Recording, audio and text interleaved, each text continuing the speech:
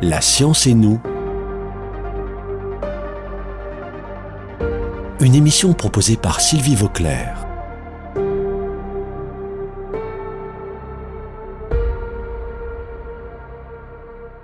Je suis à nouveau aujourd'hui avec Mariana Braza, qui est ingénieure et directrice de recherche à l'Institut de mécanique des fluides de Toulouse et qui effectue un travail tout à fait impressionnant et important. Avec ses collègues chercheurs et ingénieurs de plusieurs laboratoires français et étrangers, elle étudie en grand détail le fonctionnement des ailes d'oiseaux en vol, en particulier les grands rapaces. Le but de ces recherches est de s'inspirer de la complexité naturelle du vol des oiseaux et des détails qui leur permettent une très grande efficacité pour l'appliquer à la technologie des ailes d'avion. Elle nous a expliqué la semaine dernière comment la forme des ailes d'oiseaux et leur constitution avec des plumes et plumettes qui réagissent aux conditions extérieures leur permet de faire moins de bruit et de dépenser moins d'énergie. Alors Mariana, pouvez-vous nous expliquer aujourd'hui comment on peut réellement appliquer cela à nos avions ? Est-ce que l'idée est de garder des ailes fixes, mais avec des extrémités mobiles, de façon intelligente, comme celle des oiseaux ? Oui, l'idée techniquement, c'est de, ne pas actionner toutes les parties de l'aile de l'avion.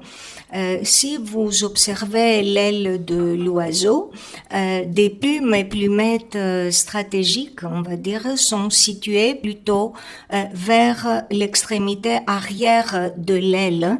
Je ne veux pas dire juste le bout de l'aile, mais le long de toute l'aile. Si vous voyez l'aile de l'oiseau, le long de toute l'aile vers son extrémité, il y a des plumes et des plumettes savamment vibrantes et déformables. Donc, nous avons étudié des prototypes d'ailes d'avion qui sont similaires à des ailes d'avion, par exemple, du A320, pour ne citer qu'un exemple.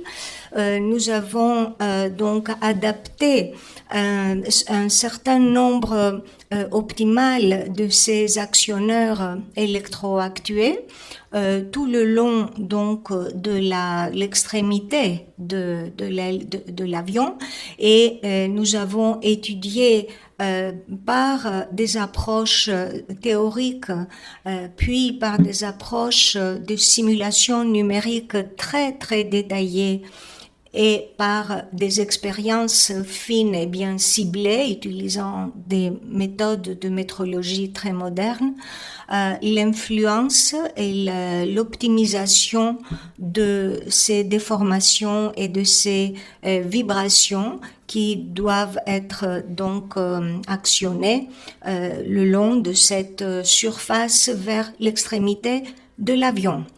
Et donc, ça veut dire que les lamelles ajoutées pour simuler les plumettes d'oiseaux sont conçues pour réagir aux variations de la pression extérieure en vol, c'est bien ça ? Bien sûr, la question est très à propos. Les surfaces actives en question reçoivent les pressions aérodynamiques et elles sont au préalable étudiées pour détruire des tourbillons turbulents néfastes et augmenter l'effet des tourbillons turbulents bénéfiques.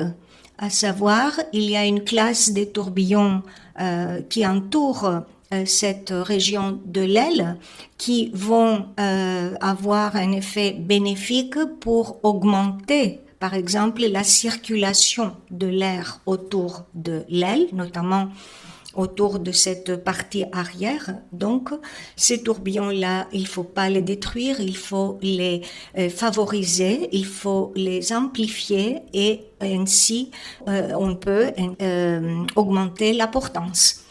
Par ailleurs, il y a des tourbillons qui font un certain effet de épaississement du fluide turbulent qui entoure la partie arrière de l'aile et son sillage. Et il faut savoir que ce qui est important, ce n'est pas la forme nominale de l'aile de l'avion, mais il faut toujours imaginer cette forme-là entourée de ces tourbillons turbulents.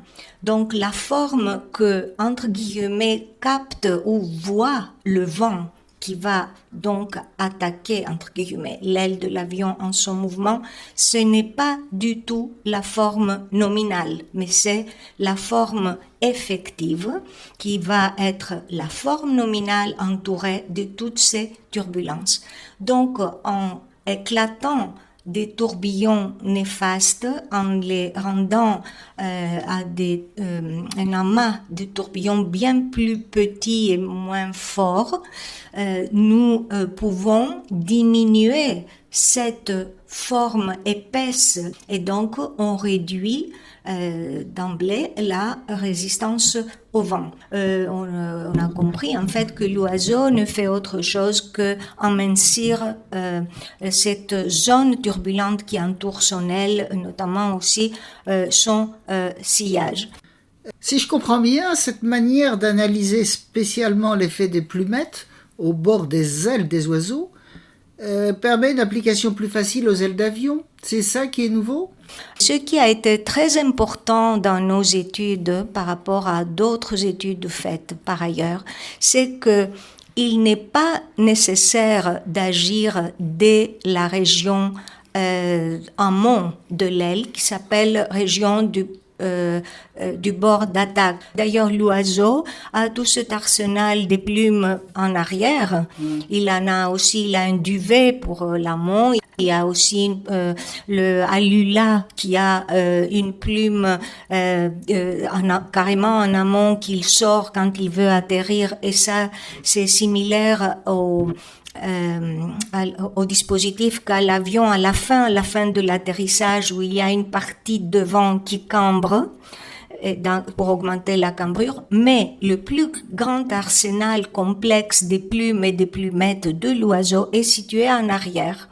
Et nous avons démontré par nos études que, en agissant d'une manière optimale sur cette partie arrière, nous avons des effets très importants de rétroaction le long de toute la distribution de pression sur la voilure jusqu'au bord d'attaque. C'est extraordinaire en fait quand on pense à la complexité de la nature, parce que c'est les ailes d'oiseau, c'est la nature qui a évolué de cette manière-là. Je voudrais poser une question de délai. Vous en êtes où et est-ce que ça peut être appliqué à des vrais avions, des avions de civils, des avions de ligne dans quelques années, ou quelle est l'échelle de temps que vous imaginez avant que ce soit utilisable ? Oui, c'est encore une très bonne question. Merci Sylvie. En fait, depuis l'ensemble de nos études, nous pouvons dire qu'il y a des concepts d'actionnement plus simples qui pourront être relativement facilement adaptés aux ailes existantes ou aux ailes dans un futur relativement proche. Par exemple, un mouvement optimal de la partie de l'extrémité arrière de l'aile qui s'appelle un bord de fuite, en rajoutant une petite zone qui peut être donc vibrante par des petits moteurs qui ne nécessitent pas un grand apport d'énergie, et donc ça ne modifierait pas la forme existante de l'aile pour laquelle l'aile a été certifiée. Et donc, d'emblée, on peut essayer ce dispositif si il obéit à ces optimalités que l'on a étudiées auparavant, et on peut penser à ce que Airbus, à titre d'exemple, puisse être intéressé à mettre en œuvre un simple vol d'essai avec ce dispositif relativement simple. En fait, le dispositif que nous avons étudié est beaucoup plus complexe parce que, comme ça a été dit par Sylvie, il y a les pressions qui sont captées sur la voilure et il y a les actionnements qui sont électroactifs.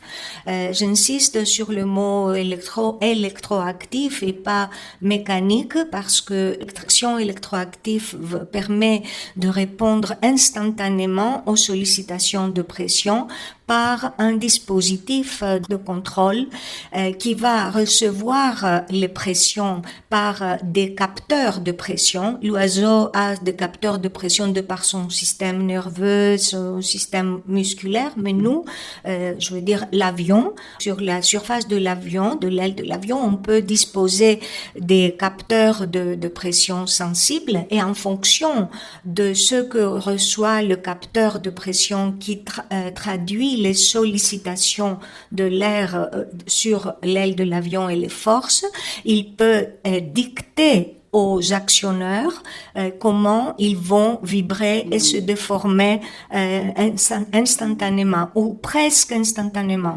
Les systèmes que nous avons étudiés dans nos prototypes, dont les dimensions sont comparables ou proches à la vraie aile, par exemple, pour ne citer que la A320, où nous avons démontré que ces concepts peuvent s'appliquer et sont économes en énergie et ne rajoutent que très très peu de poids, ce qui est important par rapport au design des ailes d'avion du futur.